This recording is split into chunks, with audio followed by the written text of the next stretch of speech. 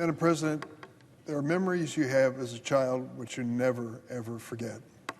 And one of my memories was growing up in smack dab in the Midwest, middle of our country, and the experience I had as a child when my mother would wake me in the middle of the night and I'd hear the tornado sirens blaring and she'd say, "Get down to the basement."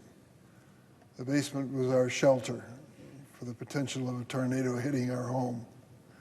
That was part of growing up in the Midwest, but I thought it was a great adventure to go down and sleep in the basement on the spare bed with the sirens blaring, wondering if our home would be touched.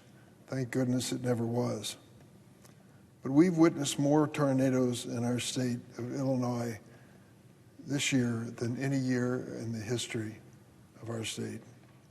According to the Chicago Tribune, Illinois has experienced more than 147 confirmed tornadoes over the past 6 months, nearly 3 times the state average of 54 in the last 30 years.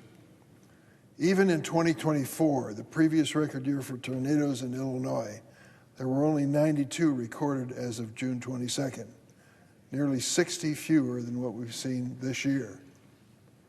Over the past weekend alone, as many as 24 separate tornadoes hit downstate, killing 2 Illinoisans, Dolores Shelton and Sarita Kimball, and injuring many more. My wife and I are praying for the families and friends of Dolores and Sarita, as well as for those who were injured in these storms or starting the daunting task of repairing the damage that's been done. While the traditional tornado season in Illinois will be over at the end of June, tornadoes have become increasingly common in the fall and winter months in recent years. I can recall recently a tornado in December, unthinkable when I was a child. This was a summer phenomena, spring and summer. With the frequency of tornadoes rising across Illinois, it's more important than ever that we in Washington help families rebuild.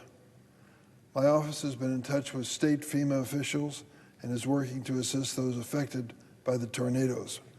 But I'm concerned that FEMA will not display the same level of urgency after its refusal recently to assist thousands of Illinoisans impacted by severe storms last year. Disaster relief is no place to play politics, period. I urge FEMA and the Trump administration, put aside political differences with our governor or anyone, even me, and think about the families who have been touched by tornadoes and how desperate they are to get a helping hand. I know the presiding officer knows this phenomenon well. In her state, hurricanes, of course, and other damage are fairly common and devastating when they hit. You feel so helpless as a member of the Senate or Congress going to view the damage afterwards, and the people look at you waiting for one word or another of encouragement, and I came to play it down over the years. I'll do my best. I'll see what you qualify for. I'll fight for you to try to help you.